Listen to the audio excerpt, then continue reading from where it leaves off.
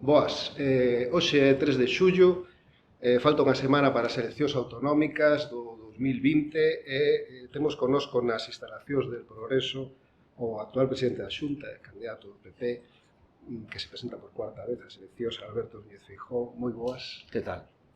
A ver, de entrada, como leva a campaña? Digo esta campaña de cóvados e de mesas separadas e de sillas así. Gustábame máis as outras, sin duda. Tiña moitísimo máis calor e podías dar a man a xente, facer unha foto con ela, darlle unha aperta. Bueno, esta é unha campaña máis fría, pero Galicia sigue estando fermosísima neste mes de xuño, xullo. Pois estamos en plena primavera-verán e é un placer poder volver outra vez aos povos galegos e poder facelos ademais en moi pouco tempo moitos, non? En moitos lugares. A min gustan as campañas electorais, o recoñezo. Gustaríame que fora como as de antes, sí, pero lamentablemente a máscara xa forma parte do noso atuendo ordinario e a xente, pois, por razóns de prudencia, os aforos os limitamos, pero, bueno, é unha experiencia nova, hai que vivir a pandemia, nos tocou a nós, pois vamos a intentar vivila con optimismo. Estes días, perdón por a curiosidade, estes días de campaña, a mí me chama a atención como organizan o tempo, ¿no? Se madruga, se durme pouco, se come pouco e mal, pouco e ben, digamos así, linealmente, cal é un día de Alberto Núñez Feijóo?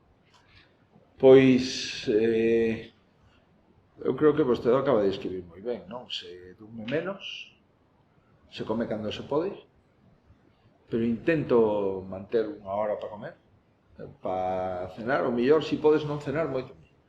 Primeiro porque durmes mellor, e como durmes menos tempo, hai que dormir ben, e despois desayunas xa de unha forma un pouco máis intensa, cando non en CH. Bueno, isto empeza, pois depende, non? Pode empezar ás 8 da mañá, se tens que entrar nunha radio ás 8, pode empezar ás 9 xa a primeira contacto nunha radio ou nunha televisión, e isto dura hasta as 11 da noite aproximadamente. As 11 da noite normalmente os actos se van acabando e eu intento non poñer ceas porque senón non teño tempo para estudiar o día seguinte o que teño que facer, o que teño que preparar por tanto, desde as 8 da mañá hasta as 11 da noite pois está certo. E tempo para facer un pouco de deporte ni siquiera? Sí, eu intento 2 veces a semana a hora de comer, de 3:30 a 4:30, comes ás 4:30, 5 menos cuarto, ás 5 volves outra vez ao coche. Hai moito coche. Que facer piruetas para conseguir facer. Sí, o problema na campaña cecais é o coche. Sí, é o coche porque tens que meterte 500 kilómetros, ás veces 400, pero outras veces 550. Bueno, en definitiva, salvo o coche, o resto, estar coa xente, chegar aos povos, se están facendo en lugares abertos os actos políticos, son fermosísimos en Carballeiras ou en parques. Outro día facemos un parque na Alameda central de Redondela, non? Ali pasaba xente ao redor, a xente ou unha escoitaba, a outra se iba, bueno, agarimoso, ou facemos nunha praza ou nun lugar apartado nunha cidade. Hai tantos lugares fermosos en Galicia, hai unhas carballeiras, uns castaños en flor tan espléndidos, hai uns ríos, outro día hai na zona de Lugo, bueno, a verdade é que hai tantos lugares tan fermosos no país que poder ter un contacto con a naturaleza e con veciños dese pobo ademais vense de 3 veces de moito traballo, ahora eleccións, se se cumplen as enquisas, o mellor tampouco ten vacacións. Sí, a pandemia foi durísima, ainda está sendo dura, porque o virus está aí, o virus non se foi, non temos ademais ninguna solución para o virus. A única solución que temos é a máscara e o distanciamento de 1,5 metros. Por tanto, isto vai durar un par de anos. E isto, desde o punto de vista económico, é brutal. Desde o punto de vista social tamén. As 14 conferencias de presidentes de 14 domingos consecutivos foi unha época de moito traballo e de moita preocupación. Pero, bueno, aquí non estás por obrigación, estás porque queres. Ademais, como se teñe os galegos que prorrogar o contrato, dices, oi, eu vou a facer o que me manden os galegos. Se os galegos queren que siga, seguirei. Se os galegos creen que isto está agotado, pois agotado está. O importante é que sei perfectamente que no caso de volver a obter unha maioría suficiente para gobernar, o próximo lunes 13 de xullo, Hai que seguir traballando. Hai que seguir, pero Precisamente, sabemos o que hai que facer, que é moi importante. precisamente como se manexou en Galicia a crise sanitaria, dibúxase como unhas grandes bazas electorais de Alberto Núñez Feijóo. Pregúntome se nesta semana que queda, se produce un revés, un rebrote complexo, podía dar o efecto contrario. Ten vostede medo a que ocorra iso? Non a que haxa o rebrote, refírome a que se o hai, non, pero que iso poida ter un efecto contrario. Mediante, de acordo co Ministerio de Sanidade, había 53 brotes en España. Hai zonas de Aragón que volveron a fase 2, zonas de Lleida, que tamén está unha situación moi comprometida. Nós temos un brote na Mariña Lucense, como todo mundo sabe, fixemos 2.000 PCRs, por tanto estamos buscando cos rastreadores calquer persona de contacto que ten os 50 e pico que dan positivo, pero o importante dos brotes que se poden dar en calquer momento é ter un sistema que sexa capaz de detectar e, sobre todo, que ter un sistema que sexa capaz de tratar de forma rápida, non? Para detectar esas persoas que non contaxen as demais. E ese brote na Mariña, desde o punto de vista sanitario, son 2 hospitalizacións. Unha dunha persoa de 70 anos, que polo que sei vai evolucionando bastante ben, e outra que está ingresada unha muller non polo coronavirus, senón por unha patoloxía propia que ademais ten coronavirus, que son cousas distintas, non? E depois, por número de persoas que están contaxadas na súa casa, de momento sin ninguna gravedade, bueno, eso é unha acreditación de que o sistema está funcionando, porque facer máis de 2.000 PCRs, descubrir 50 e pico persoas positivas, o que acredita unha enorme capacidade de diagnóstico e tamén todo unha organización que funciona, que vai a buscar a xente a casa, que a invita a facer unha PCR, que falamos cos demais para establecer cales son os contactos estreitos e, por lo tanto, supervisar todo isto. E hai un dato moi esperanzador para min. Onte había 0 positivos dos 25.000 maiores que están en residencias. 0. Estamos facendo xa a terceira oleada de test. Levamos feitos máis de 10.000 test de terceira oleada e siga habendo 0. En a Mariña, os máis de 1.000 e pico maiores, en todas as residencias, ningún positivo, que é a población máis vulnerable. Se vostede ou eu contraemos o virus, o lógico é que podamos evolucionar de forma satisfactoria. Pero se vostede e eu tiveramos 85 anos, estaremos nunha situación moi comprometida. Por tanto, o que hai que tratar é de protexer a población máis vulnerable como primeiro sitio. Falando do brote da Mariña, como precisamente hai lugares de España que volveron a esa fase 2, ali hai certo temor, de que xa hai unhas medidas con respecto aos locales de ocio nocturno. O goberno galego plantexase onde pode estar o limiar, o umbral ese de decir, pois temos que mandar esa zona. Quero decir, cando haxa 100, 200, 300 contactos, ou ainda non están non pensaron ni siquiera nese escenario. Vamos a ver, non pensamos nesa escena porque o brote creemos que o temos localizado. Entón, cando tens que pechar, cando tens un brote generalizado que afecta a fábricas, que afecta a lugares de ocio, que afecta a organizacións grandes, entón, eso xa é un brote. Ahora ben, nós creemos que ese brote sale de unhos bares, lógicamente un bar é un lugar de tránsito, moita entrada e saída, e se un non sabe que está contaxiado, pois vai a contaxiar outras persoas, non? Segundo, o dato fundamental para ver a importancia de un brote é o número de hospitalizados. En este momento, realmente, hai, polo brote de Mariña, hai un hospital, unha persona. A outra persona estaría hospitalizada aínda que non tuvera o coronavirus, non? Pero non se pode en ningún caso decir que vai a pasar mañá. E non podes decir que vai a pasar a semana que ven, e moito menos que vai a pasar o mes que ven, non? Os brotes van a seguir existindo. Mentre non haxe unha vacina, o virus está aí. E isto, a máis, non o resolve o sistema sanitario, o resolvemos individualmente cada un. O sistema sanitario pode resolver detectar o brote e tratalo, pero evitar o contagio, eso é imposible, eso é unha conducta individual de cada quen. E depois tamén a responsabilidade que cando un ten síntomas de acudir a un centro de saúde para facer un test. Porque esta enfermedade é unha enfermedade de declaración obligatoria. E, por tanto, unha persoa incurre en responsabilidade si sabéndose portador do virus non o comunica ás autoridades sanitarias e non se aílla polo feito de que ten unha enfermedade de declaración obligatoria, porque é un virus que infecta de forma continuada. Unha persona pode infectar a 5 personas e así sucesivamente. Pero o que sí podemos garantizar é que o circuito sanitario está funcionando, que temos capacidade para detectar o virus e o único que necesitamos é compromiso social, individual e colectivo. Si Galicia sigue sendo respetuosa e responsable como foi durante toda a pandemia, eu non son pesimista. Agora, hai entradas e salidas, veñen xente de todos os lugares. Probablemente este verao chega a Galicia 1 millón de persoas. O verao pasado foron 2 millóns de persoas. Veñen xente de países, tamén vía Portugal, Brasil, México, países comprometidos neste momento. Temos persoas que veñen en barcos, que veñen de faenar desde fai meses, en caladoiros, que puderon tocar portos. En fin, o risco está aí, porque o risco é mundial, non é un risco localizable, é mundial. Non cabe dúbida que sería, para a Mariña no verán, sería un golpe grandísimo. Encima, a Mariña golpeada, xa cambiando de tema, por a cuestión de Alcoa.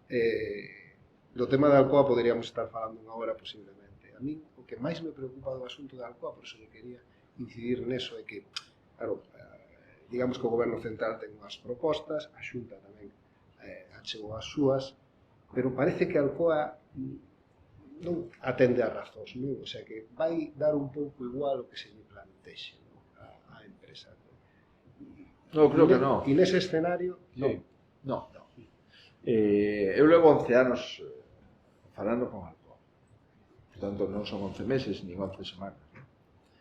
Alcoa, como calquera compañía, o que quere ter unha conta de resultados positiva, e non ter perdas, cual é lógico. Alcoa necesita un elemento fundamental, que é o precio de enerxía. O 40% do coste de Alcoa é o precio do megavatio. Se o precio do megavatio supera os 40 euros, Alcoa empeza a perder. E se chegas aos 47, perde por cada tonelada de aluminio. Por tanto, cando Alcoa se lle deu un prezo de megavatio entre 34, 35, 37 euros, Alcoa funcionaba e daba números positivos. Ahora, nos 2 últimos anos se dispara o prezo da luz, non solamente se dispara, senón que o que regula o prezo da luz, que o goberno, compromete unha serie de medidas e non cumple ninguna. E, por tanto, estamos nunha situación límite. É dicir, estamos en xullo, o prezo de enerxía do segundo semestre deste ano está sin licitar, é dicir, nos estamos axustando aos prezos anteriores. Estamos incumplindo o elemento fundamental, que é cada 6 meses sacar o que se chama a subasta o prezo de enerxía. Bueno, a mí non me preocuparía que a multinacional norteamericana Alcoa se quere ir de España, porque estou convencido de que poderíamos vender esa factoría a outro operador. O problema é que non a podemos vender porque non hai ningún operador que a este precio de enerxía poda producir aluminio. Por tanto, con independencia de que Alcoa non sei que situación está neste momento, porque está moi persuadida de que a única solución que ten é manter a lúmina, apagar as cubas, deixar de facer aluminio primario e facer simplemente unha fundición de aluminio con moitísima menos xente. Pero o certo verdade é que o goberno lle está poñendo moi fácil a compañía, ¿no? A compañía dice, a este prezo da luz eu non podo traballar, e como non podo traballar non vou. E o goberno o único que dice é, no, usted é el culpable. Mire, a mí dame igual Alcoa, a mí me vale calquera persona que quere invertir en Galicia, pero para invertir en Galicia o prezo de enerxía ten que ser un prezo conocido. Pero bueno, neste momento o goberno, igual que outros gobernos, o goberno alemán, o goberno francés acaba de darlle un crédito de 15.000 millóns de euros a Renault, o goberno alemán acaba de tomar provisionalmente parte da capital cun préstamo participativo na empresa Lufthansa. Bueno, o goberno este venres aproba 10.000 millóns de euros para inyectar provisionalmente capital a empresas de sectores estratégicos. pois ten dúas posibilidades. Ou facer unha tarifa que sexa competitiva para seguir producindo aluminio cos prezos das tarifas anteriores, ou ben inyectar durante un tempo ata que chegue esa tarifa e posteriormente salirse do capital. A mí me vale calquera das dúas cuestións. O que non me vale é pecharlo. Eso, baixo ningún concepto, vamos a aceptar pechar unha empresa que é viable se o precio da luz é competitivo. Por tanto, esa é unha cuestión que... Ahora, botarlle todas as culpas al Alcoa, a mí non, bueno, si isto é a moda, pero a pregunta é, hai algunha empresa no mundo que cun precio da enerxía a 40 e pico euros, 45, 47 euros, vai a facer aluminio primario? Non. Por tanto, seamos honrados, non lle engañemos aos traballadores ni a xente da Mariña. Eu tive tensións co goberno de Zapatero, solucionamos, tive tensión co goberno de Rajoy, e solucionamos. E chega o goberno do señor Sánchez, e simplemente me minten, me dicen que van a regular o precio de enerxía mediante unha cousa que lle chaman Estatuto Electrointensivo, que xa estaba, que iban a aprobar fai máis dun ano e medio, nin conocemos o borrador. E agora dicen que dentro de 2 anos, pois a través dun parque eólico que se vai a construir, pois esa enerxía se vai a vender directamente ao Alcoa a un precio competitivo, dentro de 2 anos. E a pregunta é, que facemos durante os 2 anos? Por tanto, espero desexo que o goberno central se tome en serio este asunto, pero mentras eu sexa presidente da Xunta, non vou aceptar de ningún xeito unha decisión política que é pechar a Alcoa por facela inviable como consecuencia do prezo da electricidade. No eido económico, xa que estamos falando desto, parece que, bueno, xa hai un indicador de certa recuperación do emprego, a situación é complexa.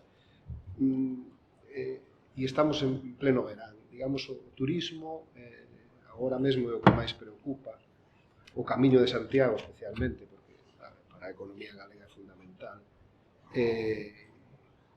Vostedes iría cómodo a algún lugar a hora de vacacións? Vostede faría cómodo o Camiño? Sí, sin duda. O Camiño levámoslo estudiando desde fai meses, desde que empezou todo este problema. Temos manuales para todos os albergueiros no Camiño, temos manuales para todos os hostales no Camiño, fixemos un acordo coa Igrexa para a visita das igrexas ao longo do Camiño, absolutamente. Vamos, Galicia é un lugar seguro para vir de vacacións. A única cuestión é que hai que poner unha máscara, hai que estar a unha distancia física de persoas aos que non convives, e ter moitísimo cuidado no ocio nocturno. Lamentablemente, é casi sorprendente dicir, se pode ir a unha discoteca, pero hai que levar mascarilla. Sí. É que senón non podes ir. Como vou ir a unha discoteca con máscara posta? Non vayas. Por tanto, esas son as reglas. Si se cumplen as reglas, as cuestións son sempre asumibles dentro de que o risco cero non existe. Pero o Camiño de Santiago neste momento é un camiño seguro, ademais o aire libre, o virus ten moitísima menos capacidade de infección. O problema do virus son lugares pechados, con ventilación forzada, con persoas que non conoces, cantando, bebendo, en fin, todo os restos da saliva ou dos líquidos nasales, visuales ou bucales que se podan contagiar o virus a outra persona. Do resto, non hai, digamos, maior problema, considerando que este problema xa é suficiente como é. Pero, se somos precavidos e preventivos con el, se ve que, bueno, a inmensa maioría dos ciudadanos galegos non se infectaron polo virus, non? A porcentaxe de virus en Galicia pois, non chega ao 2% da población. O mellor está entre 1,5 e 2,5%, non? Por tanto, o 98% dos galegos non se infectaron do virus. Se somos precavidos, pois seguirán porcentaxes altísimos. As medidas de precaución temos comprobado que se van relaxando segundo avanza o día. Empezan moi ben pola mañá, pero se despois ás 8, ás 9 vais a unha zona concurrida de viños ou tal, por iso quizá o que di vostede da noite é o que máis preocupa. Propoñíalle dar unha mirada un pouco atrás, falábamos antes de empezar que en 20 anos a mellores fixeron 1000 entrevistas, polo menos, non? Pretendía ser original, pero eso casi é imposible. Entón, iba a plantexar, se mira atrás nestes 20 anos de carrera, nestes 11 anos de presidente da Xunta, elixa algo do que este especialmente orgulloso. Aquí temos límite de tempo. Unha, Bueno, dúas o que cousas, estou orgulloso selección. é de que os galegos me votasen con V durante 3 veces consecutivas, especialmente orgulloso de que me votaran sempre que yo pedí. Me presentei 3 veces e obtive a confianza mayoritaria, ¿no? Desde o punto de vista de refrendo popular, para un político é a clave, ¿no? Un político pode facer cousas, pode ter ideas máis ou menos brillantes, pode ser un bo xestor, pode non fracturar a sociedade no país, pode mellorar os hospitales, as estradas, as infraestructuras culturais, pode ser algo positivo para o sector primario, o sector pesquero, pero ao final o político necesita o refrendo popular, ¿no? Por tanto, do que me sinto orgulloso é de presentarme 3 veces as eleccións de Galicia e o ter 3 maiorías absolutas. Eso, E de algo que non este orgulloso, aquí pode, se queres, si, podes para... Sobre todo aquelas cousas que intentei conseguir e non as conseguí, e necesitaría varias semanas para explicarlas, ¿no? E tamén un pouco de memoria para retelas, ¿no? Pero sobre todo o que boto de menos é que a xente poda conocerte un pouco mellor. Porque ao final un político é resultado da sensación que dá ante unha cámara de televisión, da sensación que dá nunha entrevista radiofónica, da linguaxe que utiliza nunha entrevista periodística. Non é posible coñecer a un político, ¿no? A mí me gustaría que os galegos me conoceran un pouco mellor. E mira que levan aturándome bastante tempo, ¿no? Dicen as enquisas que o nivel de coñecemento está no 99%, no 98 e pico por cento. Pero non conocerme como personaxe público, non, senón como Alberto Núñez Feijóo, un tipo que naceu nunha aldea, nos Peares, que se foi a estudiar fora porque o seu pai o mandou, despois volveu a Galicia, tivo a oportunidade de estudiar a Facultade de Dereito, e despois de aprobar unha oposición e de ter 7 anos en Madrid, e despois aquí. Bueno, pois un tipo máis, non? Un galego máis. Naceu nunha aldea e que conseguiu ser presidente da comunidade autónoma. Bueno, por eso creo o que voto menos é que os galegos me conocen e eu tamén os podo conocer mellor. Parece que sai un pouco co partido ganado, non? As enquisas din que sai co partido ganado. E por eso mellor pode dar a sensación de que para que arriscar, non? Que só se poden na campaña cometer erros para non conseguir revalidar esa maioría. Estou certo neso? A mí non me gusta sair de gañador nunca, porque as 3 maiorías que tiven, a primeira salí claramente de perdedor. Cando me presentei a presidente do Partido Popular de Galicia era o candidato menos favorito dos 4. Por tanto, eu todo yo debo a situacións onde non era o preferido. Non foi ben. Por tanto, agora, cando as enquisas nesta vez tan mellor que noutras ocasións, son moi escéptico. É dicir, a mí estou nunha situación de maior tensión agora que as enquisas dicen que van ben que cando decían que andaban no límite, non? Eu sei perfectamente que as enquisas son traballos demoscópicos, a maioría deles feitos con rigor, a xente pon o que lle dá, a enquisa, pois dá isto, pero se faz unha enquisa grande de 1.500 personas, pois xa me dirás, 1.500 personas, eso é unha grande, pero que hai enquisas de 500, de 400 personas, de que falas 50 personas por provincia, non? Esta é unha campaña distinta, é unha campaña dunha pandemia, unha campaña con máscara, é unha campaña onde os maiores, algunha xente lles mete medo para que, cuidado, non vayas ao colexio electoral, igualmente infectes e tal, cando o colexio electoral probablemente sexa un dos lugares blindados con maior intensidade de todos os sitios do ámbito público onde podes ir. Pero eu non vou a dar un balón por perdido e eu sei perfectamente que... E esta última semana non lle tengo un pouco de medo. Digo porque hai unha certa tradición de que saen as cartas debaixo da manga, un certo xogo suxo en outras convocatorias xa o digo, non? Sí, pero... Nunha época de fake news, de tal, en calquera momento pode aparecer algo deso. E encima é material de última semana. Non. A min, todo o que pudieron difamarme, eu creo que xa está... A mí me dá exactamente igual. Digo de verdad, que digan o que lles pete. O importante é se é verdade ou é mentira. É como seguro que erros cometín na miña vida e fixen cousas das que me podo ter arrepentido, pero non me preocupa para nada. Nunca me sentí chantaxeado e nunca vou a aceptar ningún chantaxe que digan o que lle espete. Eu teño a conciencia absolutamente tranquila con a mí me dá exactamente igual. O único que me preocupa durante esta última semana en unha pandemia é que poda haber brotes en algúns lugares e que, sobre todo, non porque se produza brote, que eso non depende de nós, senón que os saibamos reordenar e que os saibamos parametrizar de forma rápida. Esa é a preocupación. Falando de preguntas, que lle preguntaron máis veces? Se iba para Madrid ou se iba a pactar con Vox? A primeira. A primeira. Sí, pero vostede me fixo as dúas que máis veces me preguntan. Seguramente. Sí. A política ficción normalmente é máis interesante que a política realidade. Entón, como ninguna cosa nin a outra, nin me vou para Madrid, nin vou a pactar cun partido extraparlamentario, pois o certo verdade é que se contestan fáciles, pero sí, é certo que son continuadas. Vou intentar preguntar de outra maneira. A ver, se eu podo contestar de outra maneira. As dúas cousas teñen moita relación con a súa figura dentro do Partido Popular, que ahora mismo é un pouco rara avis, digo sobre todo por as maiorías absolutas, porque isto xa non ocorre. Non? Pode ser que neste PP vostede non sería presidente nacional, en outros sí. Non sei, eu o PP, mire, hai dos PPs, cando están no goberno, cando están na oposición. Pero os dous son útiles, porque necesitas unha alternativa. En España, imagínese por un momento que non existe o Partido Popular, vale? Está Vox, Ciudadanos, que é un partido imprevisible, os socialistas, os populistas e os nacionalistas. Non lle vexo moita alternativa no noso país.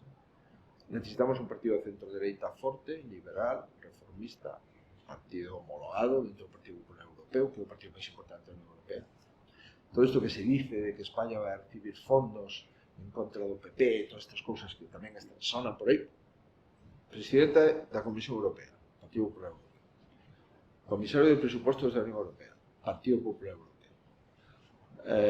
O político máis relevante da Unión Europea, a señora Angela Merkel, Partido Popular Europeo. Por tanto, se vamos a recibir en España esa inyección para poder seguir respirando ata que volvamos outra vez a activar a economía, é gracias ao Partido Popular Europeo. Por tanto, eu me sinto tranquilo. Me gustaría que o meu partido gobernase en Madrid, non foi posible, pero eu conviví con o presidente Rajoy na oposición. Eu chego de presidente no ano 9 e Rajoy non gana hasta o 11. E despois estuvemos no goberno e agora levo convivido co presidente Sánchez outros 2 anos. Non, síntome ben no Partido Popular. Primeiro, me deixan defender a Galicia sin pedir ningún tipo de permiso a este equipo de irmos chegar. Segundo, defendo o que penso con absoluta independencia. E terceiro, o Partido Popular sabe que eu son unha persona leal. O fun o presidente Rajoy e son o presidente Casado. Eu o único que intento é que en Galicia haxa un goberno de maiorías. E iso é bo para Galicia, é bo para España e tamén de rebote é bo para o Partido Popular. Imos rematar, solo quería falar de educación, porque despois da crise sanitaria, onde os sanitarios eran o máis importante, claramente, eu creo que agora o gran reto, sobre todo dentro dos meses, vai ser o da educación. Tamén un pouco incógnito que pode ocorrer daqui a setembro, pero supoño que desde a Xunta xa se están anunciando máis medios, pode que máis profesores e tal. Estas correccións que trouxe a pandemia nos fixo ver que hai moitos profesores que traballaron incluso moitas máis horas para poder manter esa atención online, pero tamén houve moitos que desapareceron, literalmente do mapa. Non? Se quere, eu podo lle, se me pregunta, eu podo lle contestar sobre isto, porque teño nenos en colexios públicos. Habería xeito de ter un sistema de control. Control é unha palabra un pouco fea, non? Pero unha maneira, porque iso tamén é aproveitar recursos, non? Que todo o mundo funcione dun xeito homoxéneo. Non sei se desde a Xunta se plantexa iso, aparte dos ordenadores e as conexións de internet, que obviamente se demostrou que sí que son necesarias. Sí. Efectivamente non sabemos os profesores que mantiveron contacto cos alumnos. E sabemos que outros, os seus contactos foron debaixo do que era razonable. Esta pandemia pues, veu a dar moitísimas novedades, moita información. Hai un novo xeito de comunicarnos, non? Se pode facer unha videoconferencia con 1100 personas a vez, sin moverse ningún do sitio onde traballa. Podemos manter reunións con calquera persona do mundo sin salir do despacho. Eso todo son malas cousas para as axendas de viaxe e para as liñas aéreas, pero cousas que son óptimas desde o punto de vista de arranxar problemas e de resolver cuestións de forma rápida. En este momento vimos que a telemedicina, por exemplo, foi determinante. Nós tiñamos todos os días 3.500 pacientes infectados polo virus e as constantes vitales dos 3.500 as sabíamos en tempo real diariamente. Ahora, as consultas telefónicas cos médicos se van a incrementar exponencialmente, porque as salas de espera non poden estar cheas de xente pegadas unha entre sí, non? Bueno, todo ese tipo de cosas veu para quedarse, para mellorar. E no ámbito do profesorado igual. Probablemente hai profesores que tiñan menos contacto coas tecnoloxías, non lle gustaba dar a clase mirando a través de un portátil, non soubera interactuar desde o punto de vista docente, pero o futuro vai ser imprescindible. O portátil é como unha libreta. Da mesmo xeito que tú levas un bolígrafo para apuntar calquera cousa, pois un portátil é o teu teléfono. Co teu teléfono podes falar con unha persona e verlle a cara e ver o que dice, e o portátil, o alumnado, o profesor e a relación a través do portátil é fundamental, o cual non estou dicindo que non haxe que ter clases presenciais, pero é unha ferramenta de traballo que veu para quedarse. Bueno, nada máis. Canto está o porcentaxe de indecisos? Calculan vostedes, un 25. Hai indecisos moi malvados, ademais, que son capaces de votar o PP nunhas eleccións e o BNG nas seguintes. 15 segundiños naquela cámara para convencer vostede a eses indecisos. Pois con moito gusto. Eu pediría a todos os galegos que vayan a apostar por Galicia, ir a votar e apostar por Galicia. Despois cada un pode votar o que considere oportuno, pero se un quere a Galicia ten que ir o 12 de xullo, o domingo, a apostar por Galicia e a decir eu son galego, me interesa como va a Galicia, me interesa o futuro de Galicia, interésame o futuro dos meus fillos, da miña familia, dos meus pais, en definitiva, eu quero participar en Galicia, con Galicia. Non lle pido máis, porque creo que despois xa cada quen sabe cal pode ser a mellor opción. Me coñecen a maioría dos galegos, o meu objetivo é seguir gobernando o país. Sempre que tiven a oportunidade de elexir sempre o mesmo, Galicia. Como todo o que teño desde o punto de vista político é que os galegos me deron, o que me dean os galegos o 12 de xullo, ben dado estará. Pero sí les pido a todos que non teñan ningún reparo, os colexios electorais están limpos, están preparados, todos están revisados, por tanto que vayan 15 minutos para apostar polo futuro de Galicia, porque esos 15 minutos de ir a votar van a valer por 4 anos. A semente do voto o 12 de xullo se vai a convertir en colleita en xullo do ano 2024. Por tanto, sementemos ben para colleitar mellor. Pois nada máis, moitas grazas por concedernos esta entrevista, grazas a todos por seguirnos e ata outra.